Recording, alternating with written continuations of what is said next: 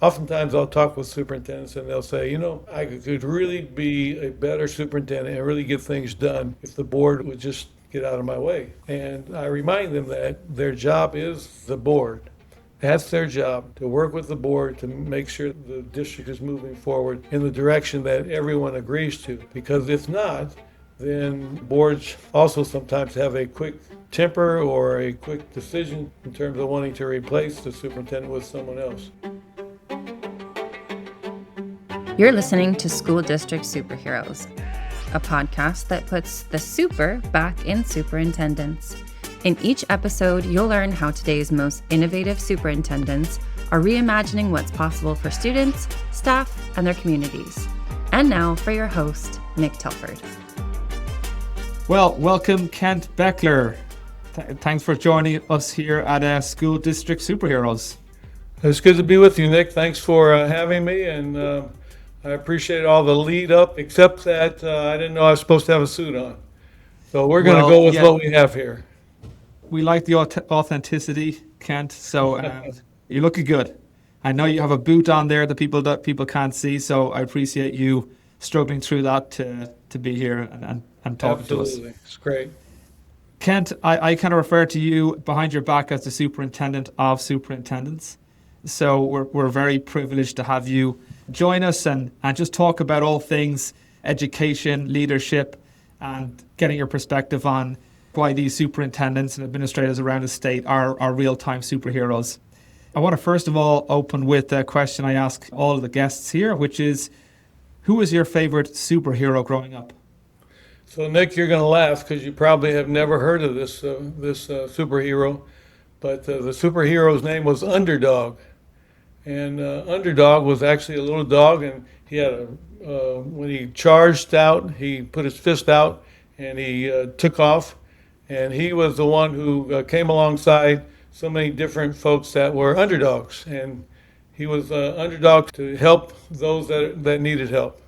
And it was a lot of fun. It was more of a cartoon. It wasn't Batman or Spider-Man, but it was Underdog. Well, knowing you for the time I have, that actually makes a lot of sense. You spent a lot of time helping people who are trying to make it in leadership and helping them through their struggles.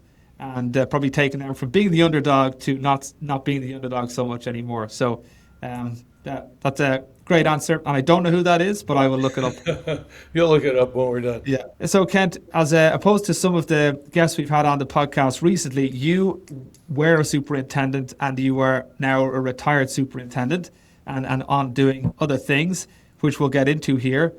But I wanted to maybe get a quick background on your journey through education, as far back as you'd like to go in terms of how that formed the man you are today. Well, most superintendents start off in the classroom, and they have gone through college and gotten a teaching credential. When I went through college, it was not to get a teaching credential. I wasn't really sure what I wanted to major in, and so I majored in social work and became a probation officer.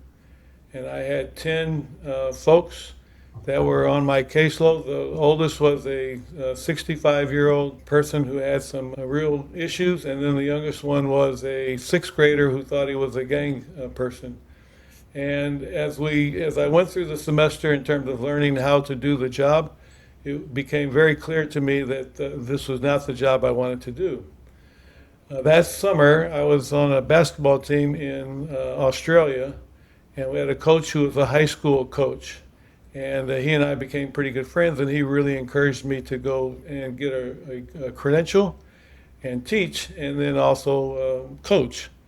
And that sounded pretty good, and so I decided to do that. I became a social studies teacher and a ninth grade basketball coach, and then I graduated to coaching the varsity team. And that's how I got started. I then had 2 or 3 kind of people in my life, mentors and coaches, and they encouraged me to go back to school and receive a master's in school administration, which ultimately led to me being an assistant principal. So that's kind of the journey forward. As a superintendent, how many school districts were you superintendent at? So I moved through the ranks, became a high school principal, assistant superintendent of instruction, and then I was the superintendent in Duarte, a small 5,000 student district at that time, as close to an inner city school district as you can get in the suburbs. Then from there I went to Walnut Valley for a short period of time, and there we had the city of Walnut and the city of Diamond Bar. And then from there to Corona Norco, and Walnut was about 15,000 and Corona Norco was about 55,000. So three different districts, each one a little larger than the other one.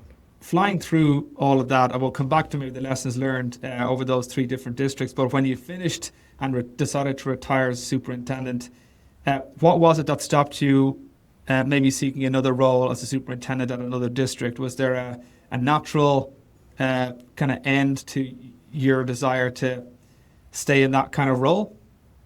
Well, I've always wanted to do a variety of things in my life. And when I get to the end of my life, I would like to have looked back and have done a number of different things that are interesting, but also that allow me to kind of give back and serve folks if I can do that. So that's kind of the mode forward. I remember what it was like to move into a job for the first time, and the level of frustration and newness that is there. I felt like as a retired superintendent or as a consultant, which I think we are. I'm not retired. I'm just a educational or leadership consultant. That I and we, the folks that we're working with, could really provide support for folks that were in jobs and they maybe didn't know as much or maybe were a little frustrated. I also followed two superintendents who died, one while he was superintendent and one about a month after he retired. And so I knew that retiring a bit early or walking away a bit early to do something different might even increase my longevity. And so all these little things go in, but the end result was I want to do a variety of things. And I have received a lot of support as a superintendent, and I want to provide that for superintendents as well. Is there any mentor that sticks out to you during your time in education? Absolutely. One in particular, his name was Dr. Clay Hess. He was my master teacher when I started my student teaching. He and I we had a nice connection. He was a person that grew up in West Virginia. From there, I went into the military, and then from there he went into education. And so I linked up with him because he was a social studies teacher and he was the basketball coach. And he and I became friends. And then when I was ready to start teaching, I actually took his job because he became the assistant principal at a nearby school. And then he and his mentor went to the high school and they brought me with them. And he's the one that really, my life changed drastically when he came into my life. He had me go back to school and get a doctorate and really focus on leadership and leadership development. And that fundamentally changed who I was as a person. And I owe Clay a lot because he really guided me forward. That's great to hear. You're now that person, you're the Clay Hess to so many other either aspiring superintendents or superintendents.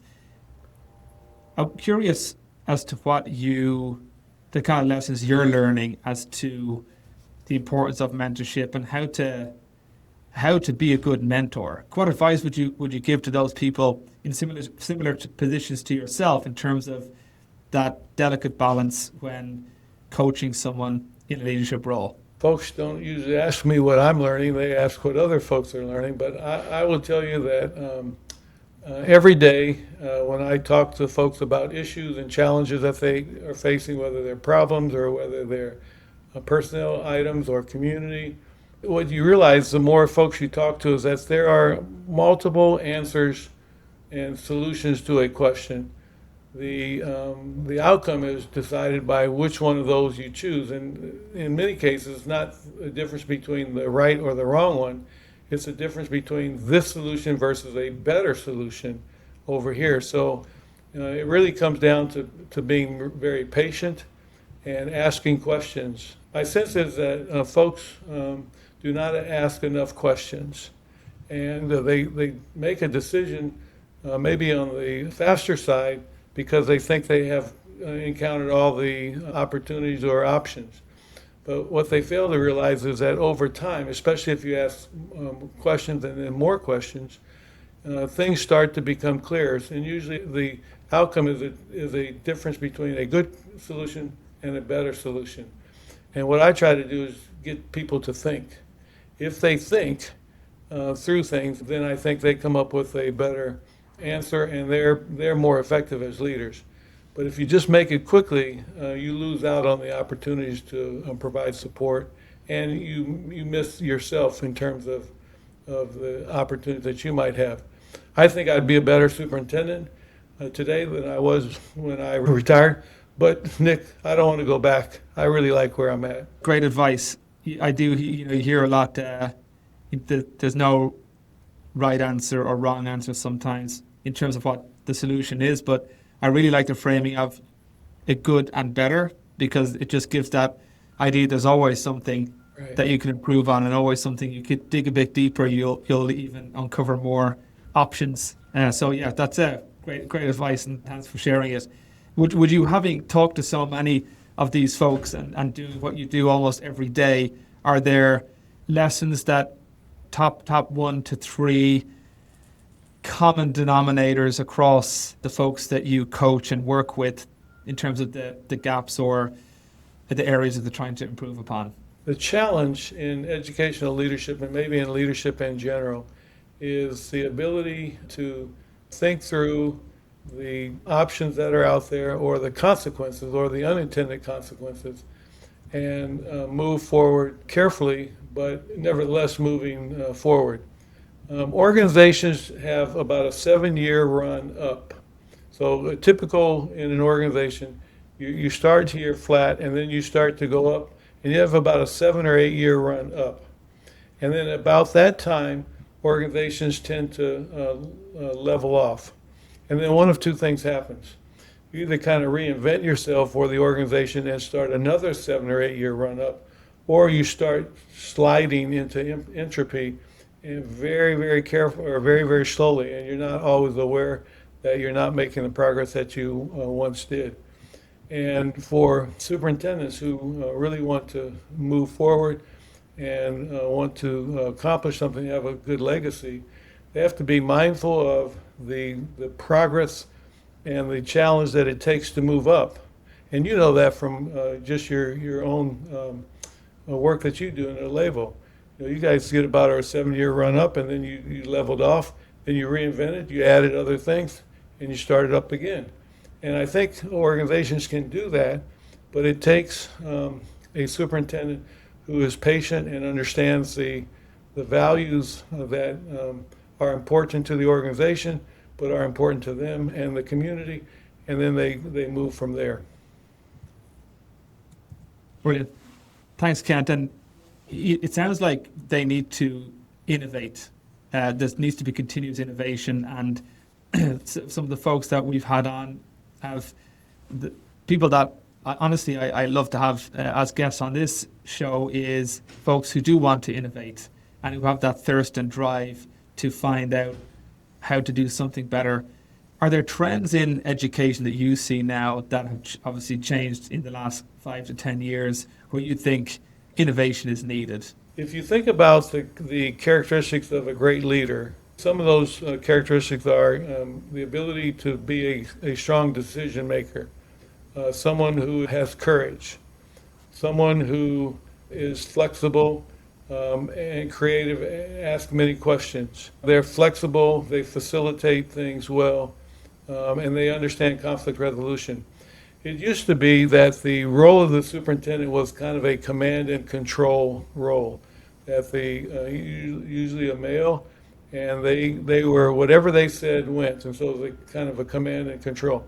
That actually kind of went away in the 2000s. The decade of the 80s was all about management. The decade of the 90s was all about leadership and leadership development.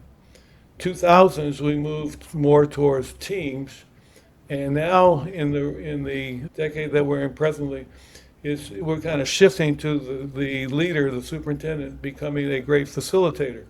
not so much making the decisions, but they're involving everyone so that the decision is a little bit more creative, is a little more adapted to the organization that they're in, and it allows folks to participate in the process.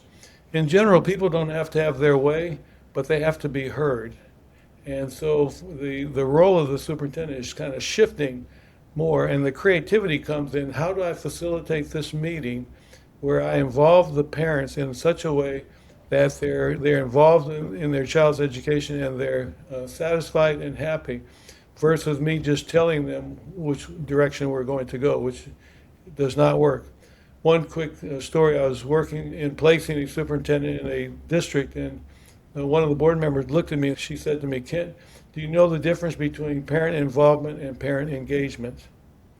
And it was like it was a trick question. And so I said, well, I would assume that parent involvement has more to do with serving, like, baked goods or running off copies for things or doing a task. But I would assume that parent engagement means that the parents are actively involved in the decisions that affect their child.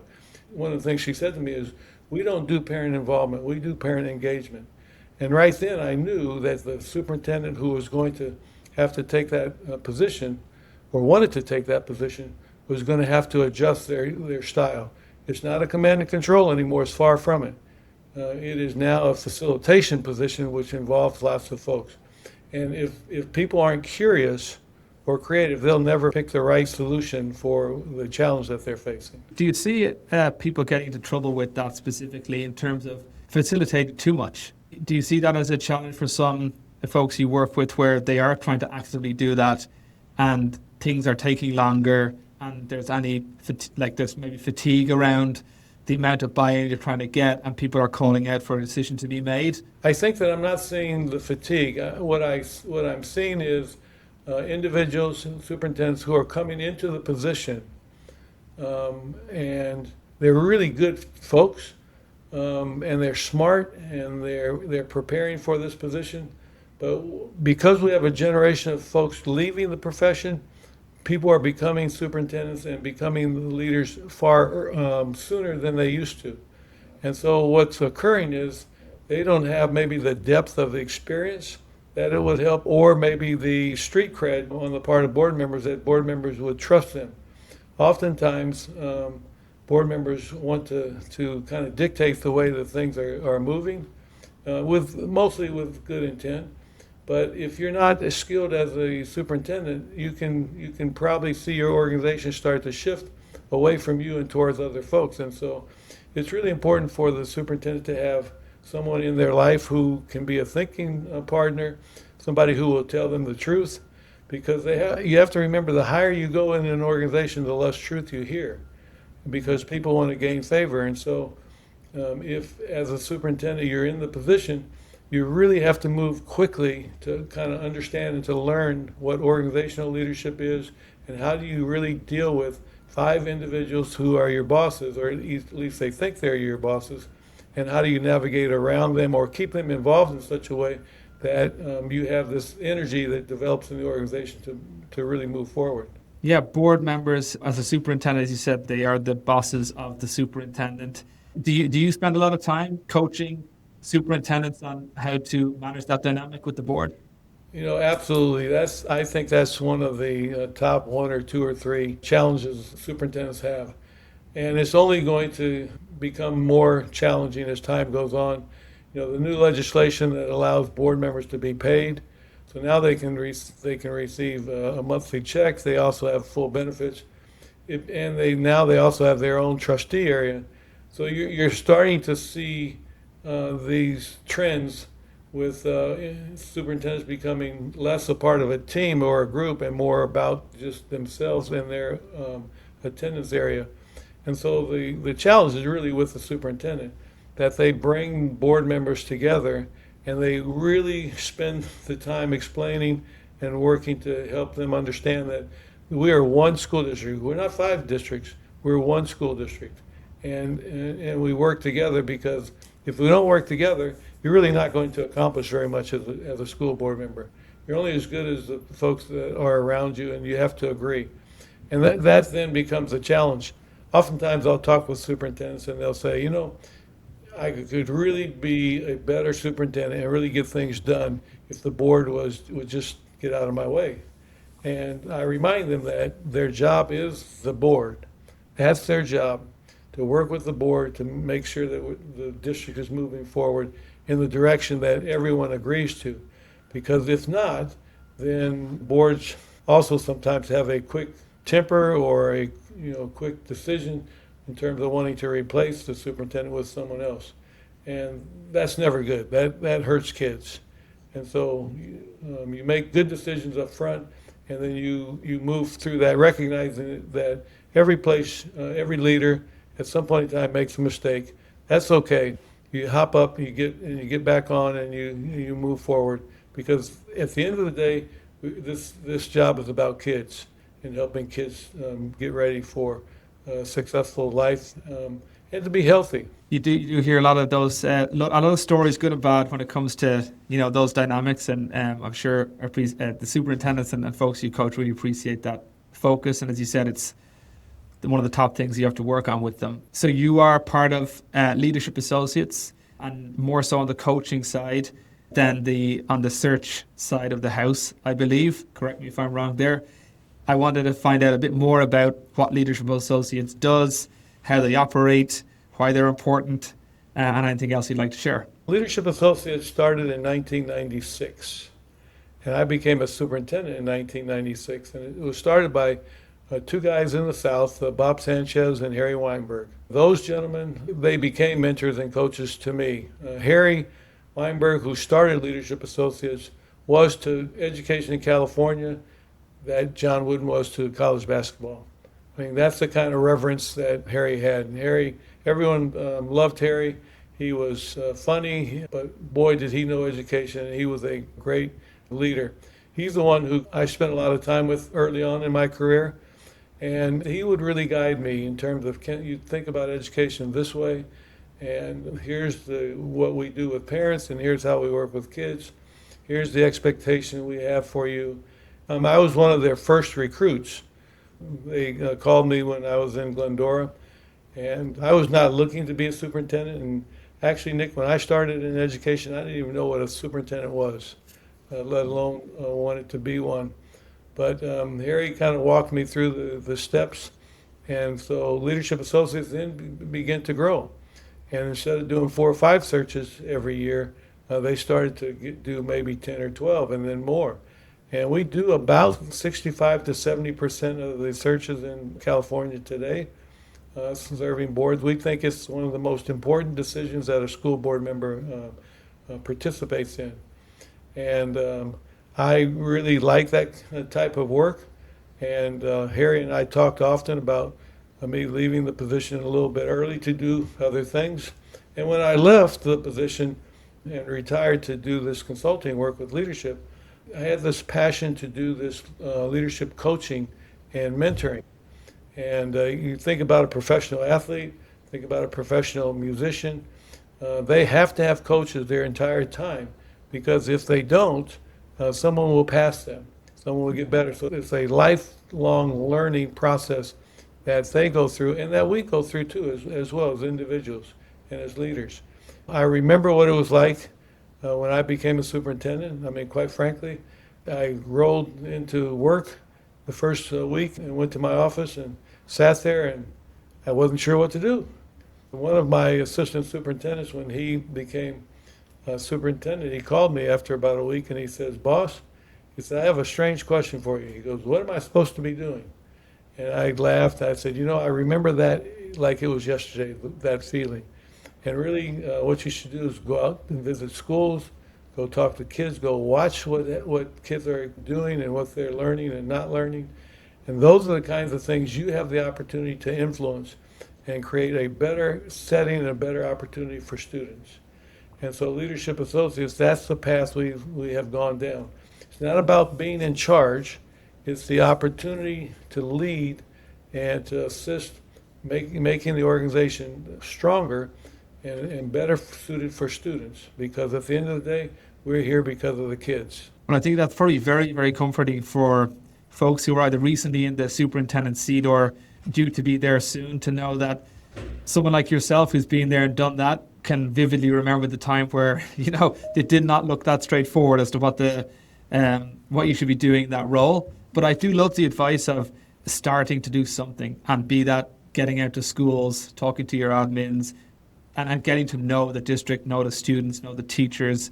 It sounds to me that across leadership in general, it's a principle that you just got to get close to the work, and the closer you are to the work, even if you're a superintendent, the more truth you hear. That's exactly right. As we close up, I just wanted to know if there's any advice you'd give to folks listening who are considering a role as a superintendent, or even on the cabinet level. Any parting words you'd like to share? Being a educational leader, I think, is a real gift, and it is the best job that I have had. I loved being a superintendent.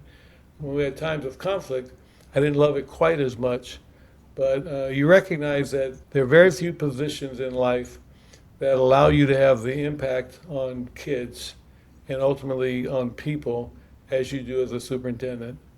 Everybody thinks they're an expert in education because everybody went to school. And if they had a good experience, they want that for their kids. And if they had a bad experience, they want to change it. And so parents are very involved and have strong opinions, which they should. But it's up to us as educational leaders to provide the opportunity and insight to parents that we really do have their students' best interests at heart. And here's the kinds of things that we do. Short of something probably in the spiritual world, I think that being a superintendent or being in education is one of the finest ways you can spend your career, and the opportunities to really create a legacy are unbelievable. I had a lot of help going through life. I had help when I was in college, and with financial support, academic support, professional support, and I'm very fortunate to be able to provide some support back for others, and hopefully they do the same thing. And you'll have, I'm sure, a couple of the folks that worked with me, in Corona or Walnut podcast, and they should reiterate some of the same kinds of things, that we're here to serve kids. People matter, and it's all about people. And Nick, you're a great friend of Leadership Associates. I mean, you really have learned a lot, and you've provided a lot of support for leadership development. And on behalf of Leadership Associates, I want to thank you for that, because we couldn't do all the work that we do without folks like yourself who are really invested in the work. Well, thanks very much, Kent. I appreciate the shout out, and a great way to wrap things up, and great parting words, and advice from the master who's been there, done that, and seen it all. So, thanks very much, Kent. It's been a real pleasure and an honor to have you speaking with us, and hope maybe to have you on again someday. What you're doing is great, and it's highlighting leaders and highlighting the work, and we, on behalf of education, we appreciate that, because that's the kind of publicity that I think we need as leaders. So, Nick, thanks a lot, appreciate it, and look forward to coming on again sometime. Behind every successful school system is a superintendent making hard decisions, building strong teams, and putting students first every single day. These are the real superheroes shaping the future of education. Follow the show on your favorite podcast platform. And if you know someone who would be a great guest, email us at podcast@elevolearning.com. I'm Nick Telford, and this has been another episode of School District Superheroes.